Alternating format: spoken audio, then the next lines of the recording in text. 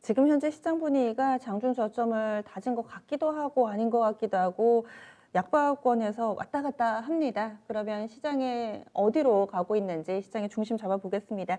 절대전략이고요. 토마토 투자클럽 김정수 전문가 전화 연결해 봅니다. 안녕하세요. 네, 안녕하세요. 반갑습니다. 정수투자 김정수 전문가입니다. 네, 오늘은 한마디를 어떻게 잡으셨어요? 제가 이렇게 표현을 했거든요. 이슈 가득, 산발, 장세. 이슈가 가득한 산발적인 장세다. 이렇게 잡아주셨는데 그동안의 이 키워드하고는 조금은 달라져 있는 상황입니다. 맞습니다. 이슈가 정말 가득한데 이 부분이 어떻게 또 시장에 반영이 되고 있는지 한마디로 잡으신 이유도 알려주세요. 네, 앞서 이제 오늘장 한마디를 표현을 할 때는 해외 증시의 등락 조정을 눈치 보는 구간이라고 표현을 한 거고요. 네, 오늘은 이제 이슈 가득 산발 장세. 뭐 여러분들도 다들 아실 거라 생각을 합니다. 지금 시장에서 워낙 핫한 이슈들은 거의 정해져 있지 않나요?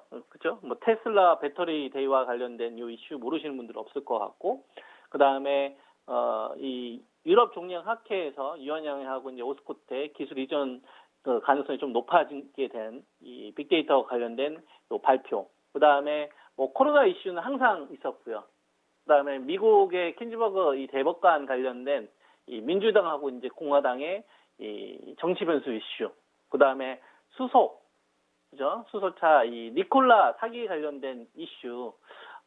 요게 그 국내 관련된 업체까지도 이제 지분이 투자한 업체가 있다 보니까 뭐 변동성 자체가 당연히 있는 시장이고요. 그다음에 그 삼성전자하고 하이닉스하고는 이제 굉장히 좀 민감할 수밖에 없는데 이 화웨이 쪽 관련돼서 이제 AMD나 인텔이 노트북 전용 이 반도체 쪽 공급에 대해서 이제 미국에서 좀 승인했다. 뭐 이런 내용들이 좀 있죠.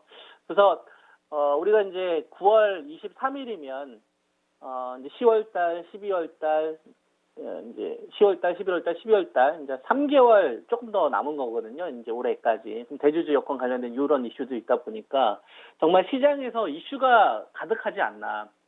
그래서 이 10% 급락했던 주식이 10% 급등하는 흐름들이 아주 좀 우습게 나온다 이거죠. 뭐 오늘 예를 들면은 뭐 일양약품 관련되어서 러시아 관련된 이슈가 좀 있었죠. 그러다 보니까 이슈가 좀 가득해서 산발적인 장세, 말 그대로 불확실성이 너무 많이 크게 노출되어 있는 시장이 아닌가. 그러니까 이슈가 가득하다는 얘기는 이게 긍정적인 이슈면 대기 매수세가 있고요. 그 다음에 살려고 하는 욕구가 더 강하고, 그 다음에 가격적인 부담이 없다고 한다면 주가가 이제 조정이 나오거나 급락이 나왔을 때 적극적으로 베팅을 하겠죠. 그리고 이 매수를 이끄는 주체가 스마트 머니라면, 그러니까 기관 투자가들이나 외인들 중심의 이 스마트 머니라고 한다면은 우리가 이제 조정 구간이나 이런 구간이 나왔었을 때도 좀 여유롭게 대응할 수가 있는데요. 지금까지 이 상승은 신용 거래를 동반한 개인 주도의 시장이었단 말이에요. 신용을 동반한. 그러다 보니까 취약하다 이겁니다. 취약하다.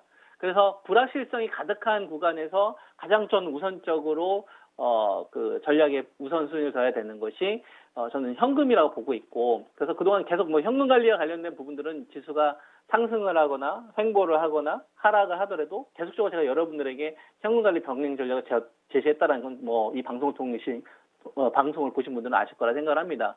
그래서 기본적으로 대응하기 위한 이 불확실성과 싸우기 위한 대응하기 위한 현금 관리가 저는 반드시 우선돼야 되고요. 이게 첫 번째고, 그 다음에 포트 전략으로 가는 게 저는 맞다. 이렇게 저는 봅니다. 그러니까 현금을 최소한적으로 관리가 된 상태에서 포트 전략을 세워야지 종목 전략 세우고 그 다음에 이 주식들에 어떻게 대응할까. 이거는 이제 그 앞뒤가 잘못됐다 이거죠. 그래서 먼저 현금이 있어야 되는 상태에서 나머지 이 현금을 가지고서 이제 주식에 대한 포지션을 어떻게 이제 맞춰갈 것이냐.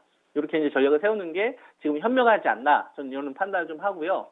그리고 불확실성과 관련된 부분에 대해서 제가 이야기를 했잖아요. 불확실성은 커지면 가격 조정이 나오죠.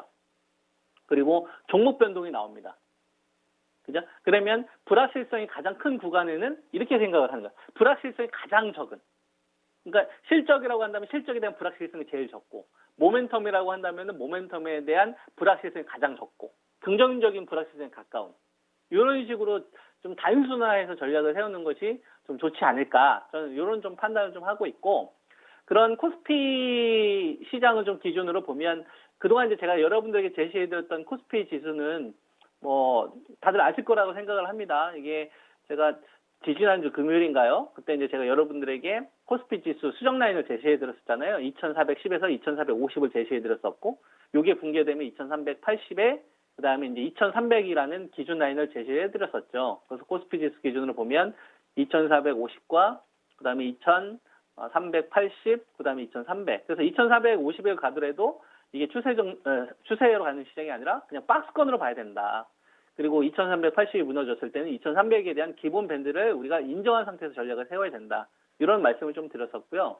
그리고 지금 2,380이 무너지면서 이제 저는 2,300 요 라인에 좀 오고 있는 게 아닌가, 이런 판단을 좀 하고 있는데, 요거는 지금 조정이 나오고 있는 구간에 우리가 이 기준 라인을 그대로 활용을 하면 될 것 같고, 여기서 이제 우리가 그나마 좀 긍정적인 요소가 뭐가 있냐면, 우리가 3월 달에 나온 이 시장의 어떤 급락은 코로나19라는 이 팬데믹이 동반된 상태에서의 폭락이었단 말이에요. 그러니까 공포 지수도 굉장히 좀 컸었고, 그 다음에 빅스 지표 같은 경우도 뭐 엄청난 이 시세가 터졌었죠. 그러니까 한 번도 경험하지 못했던 불확실성, 그 다음에 공매도. 근데 그리고 또 6월 달이나 이제 8월 달 같은 경우에는 이제 연준의 어떤 스탠스가 좀 약해지는, 그러니까 경기 부양책에 대해서 한 발 좀 뺀다거나, 그 다음에 이제 채권 매입에 대해서 이제 미룬다거나, 또는 미국이 이제 화웨이에 대한 어떤 제재를 하다 보니까 우리나라의 반도체의 약세에서 왔던 조정, 그죠? 그 다음에 틱톡까지도 문제를 키우면서 이제 이 미국이 중국에 대한 이 제재를 좀 압박시키는 형태의 불확실성이 왔던 이 하락이었다 이거죠. 근데 지금은 이제 틱톡과 관련된 부분들 마무리 수순이고, 그 다음에 화웨이와 관련된 부분을 이번에 뭐 여전히 제재를 진행하고 있지만, 그래도 더 나빠지지는 않은 것 같아요. 예를 들면은 뭐 AMD나 인텔한테 일단은 뭐 승인했다는 것 자체는, 그동안 삼성전자나 하이닉스 같은 경우 화웨이에 대한 어떤 이 제재 압박에서만 계속 왔었지, 그 압박이 지금 더 심해지는 건 아니잖아요. 이미 노출되어 있는 상태에서 뭐 인텔이나 AMD와 같은 이런 내용들이 나오는 거는 마이너스 요인이기보다는 좀 플러스 요인인 거죠. 그렇기 때문에 6월 달이나 8월 달에 나오는 조정보다는 지금의 조정은 좀 저는 크지는 않을 거다. 타격은 크지 않을 거다. 그리고 이번 하락은 공매도가 없이 하락하는 하락이다라는 걸 우리가 좀 명심을 할 필요가 있을 것 같습니다. 그러니까 공매도가 없이 하락하는 하락이기 때문에 여기서 뭐 제가 저점을 함부로 예상할 수는 없겠으나, 우리가 3월 달이나 6월 달, 8월 달에 나오는 이 조정보다는 좀 크지 않지 않을까, 제한적이지 않을까, 이런 좀 판단을 좀 하고 있고, 이런 구간에서 우리가 이제 좀 포트 전략을 좀 세운다고 한다면, 지금 시장에서 뭘 제일 원하고 있는가를 좀 보면 될 것 같아요. 지금 시장에서 제일 원하는 건 뭐냐면은 기대감을 다시 주길 원하거든요.